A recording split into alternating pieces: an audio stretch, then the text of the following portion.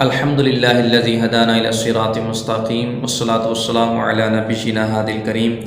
اما بعد فاعوذ باللہ من الشیطان الرجیم بسم اللہ الرحمن الرحیم۔ ناظرین، آج کا ہمارا درس شریعت احکام طلاق کے متعلق ایک اہم مسئلے کو بیان کرنا ہے۔ مسئلہ یہ ہے کہ حاملہ عورت کو طلاق دینا کیسا ہے اور اس عورت کی عدت کے حوالے سے شریعت کے اندر کیا حکم ہے۔ تو پہلی بات تو یہ یاد رکھیں کہ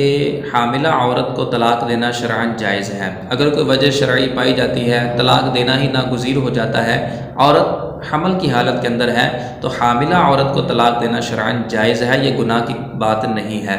اور اگر کوئی شخص حاملہ عورت کو طلاق دیتا ہے تو طلاق شرعی اعتبار سے واقع ہو جاتی ہے، کیونکہ طلاق ایک ایسی چیز ہے کہ جو ہر حالت میں واقع ہو جاتی ہے۔ عورت چاہے پاکی کے ایام میں ہو، چاہے وہ حمل کی حالت کے اندر ہو، چاہے وہ حیض کی حالت کے اندر ہو، تو بھی طلاق نافذ ہو جاتی ہے۔ اگرچہ حیض کی حالت میں طلاق دینا یہ گناہ ہوتا ہے، لیکن طلاق نافذ ہو جاتی ہے۔ تو حمل کی حالت تو پاکی کے ایام کے زمرے میں ہے، لہٰذا حمل کی حالت کے اندر بھی شرعی اعتبار سے جو طلاق ہے یہ نافذ ہو جاتی ہے۔ اور اگر طلاق دینا ہی ناگزیر ہو تو چاہیے یہ کہ جو شخص ہے اس کو وہ سنت کے مطابق طلاق دے۔ اس میں پھر دو طریقے ہوتے ہیں، ایک طریقہ سنت کے مطابق ٹھہرتا ہے، ایک طریقہ سنت کے مخالف ٹھہرتا ہے۔ سنت کے مطابق طلاق یہ ہے، جو سب سے بہترین طریقہ ہے وہ یہ ہے کہ حاملہ عورت کو صرف ایک طلاق دے، اس کے بعد اس کو چھوڑ دے حتیٰ کہ اس کے ہاں بچہ پیدا ہو جائے۔ اب اس صورت کے اندر اس کی عدت بھی ختم ہو جائے گی اور جو طلاق ہوگی وہ بھی سنت کے مطابق واقع ہوگی۔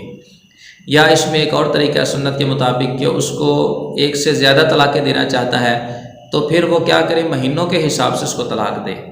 یعنی اسلامی ماہ کے اعتبار سے ایک طلاق دے، پھر مہینہ گزر جائے دوسری طلاق دے، پھر مہینہ گزر جائے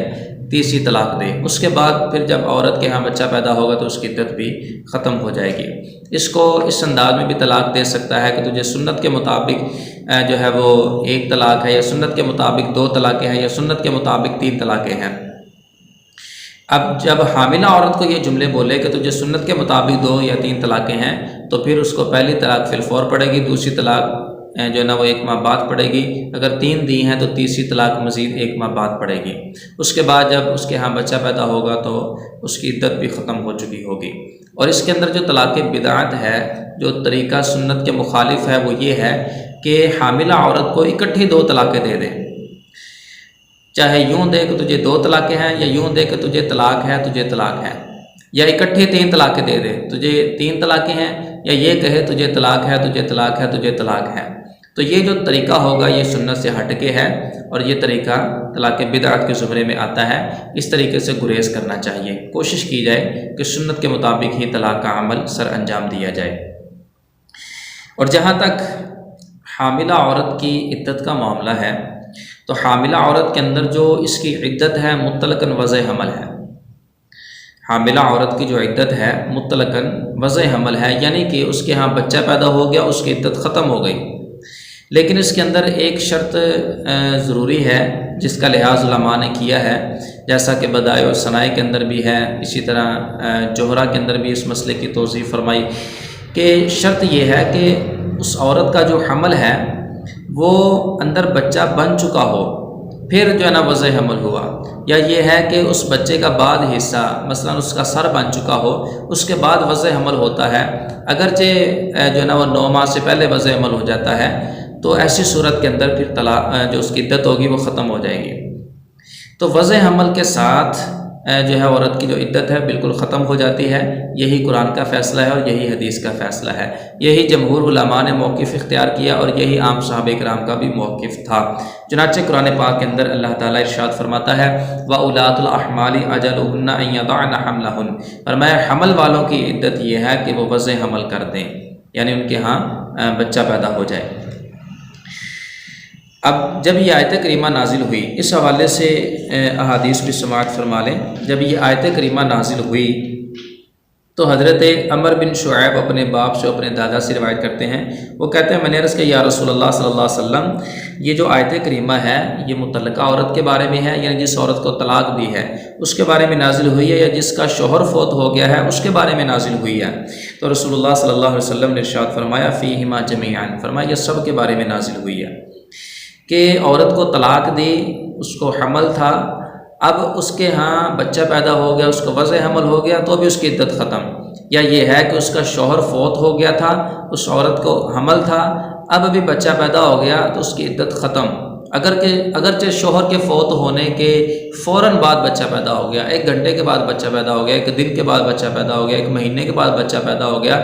جب بھی بچہ پیدا ہو گیا وضع حمل ہو گیا، اس کی عدت ختم ہو جائے گی اگرچہ اس کا شوہر فوت ہو چکا ہو۔ اب وہ جو فوتگی والی عدت ہے 4 ماہ 10 دن، وہ نہیں ہوگی بلکہ وضع حمل ہی ہوگی۔ چنانچہ اس حوالے سے بھی حدیث موجود ہے، حضرت ام سلمہ رضی اللہ تعالی عنہا سے روایت کہ سبیعہ بنت حارث الاسلمیہ،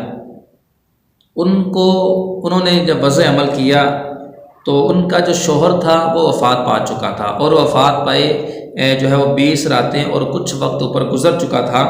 تو فامرہ رسول اللہ صلی اللہ علیہ وسلم بان تتزوج، تو رسول اللہ صلی اللہ علیہ وسلم نے ان کو حکم ارشاد فرمایا کہ وہ آگے شادی کر سکتی ہیں۔ اب اس حدیث سے یہ بات بالکل کلیئر طور پہ ثابت ہوتی ہے کہ جیسا کہ بعض لوگوں نے یہ موقف اپنایا ہے کہ جو زیادہ لمبی عدت ہوگی وہ اپنائیں گے، حالانکہ ایسی بات نہیں ہے۔ حاملہ کی جو عدت ہے وہ وہی ہے جو قرآن نے بیان کر دی ہے، یعنی وہ وضع عمل ہے، وہ چاہے وضع عمل 1 دن کے بعد ہو جائے، چاہے وہ 1 مہینے کے بعد ہو جائے، چاہے وہ 9 ماہ بعد جا کے وضع حمل ہو، یا اس کے یعنی کہ اس کے ہاں بچہ پیدا ہو جائے۔ تو یہ عدت ہے جس کو قرآن و حدیث کے اندر بیان کیا گیا ہے۔ یہاں پر اس حوالے سے ملا نظام الدین و علماء ہند نے ایک اور بات کی صراحت فرمائی ہے، فرمایا کہ جو حمل والی عورت ہے اس کی عدت کے لیے کوئی مدت نہیں ہے،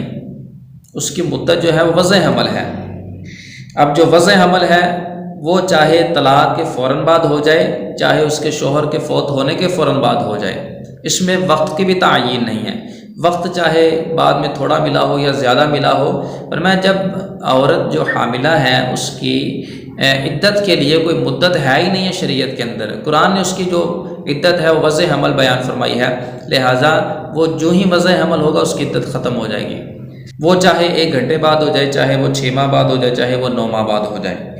اور پھر اس کے اندر ایک اور مسئلہ ہے کہ اگر کوئی عورت حاملہ ہے اور اس کے پیٹ کے اندر 1 سے زیادہ بچے ہیں، تو پھر ایسی صورت کے اندر جب تک وہ آخری بچہ پیدا نہیں ہوتا اس عورت کی عدت جو ہے وہ ختم نہیں ہوگی۔ تو بہرحال حاملہ عورت کی جو عدت ہے اس کا وضع حمل ہے، اس کے پیٹ میں جو بچہ ہے اس کا پیدا ہونا ہے، جب بچہ پیدا ہو گیا ساتھ ہی اس کی عدت ختم ہو گئی، اور اس کے بعد جہاں چاہے وہ اپنا نکاح کر سکتی ہے۔ تو یہ اس حوالے سے کچھ تفصیلات تھی کہ جو قرآن و حدیث کے حوالے سے اور فقہاء کرام کی تصریحات کے حوالے سے آپ کے سامنے بیان کی ہیں، لہٰذا کوشش کی جائے کہ اولا طلاق کی طرف نہ جایا جائے، لیکن اگر ناگزیر ہو تو پھر سنت کے مطابق طلاق دی جائے، اور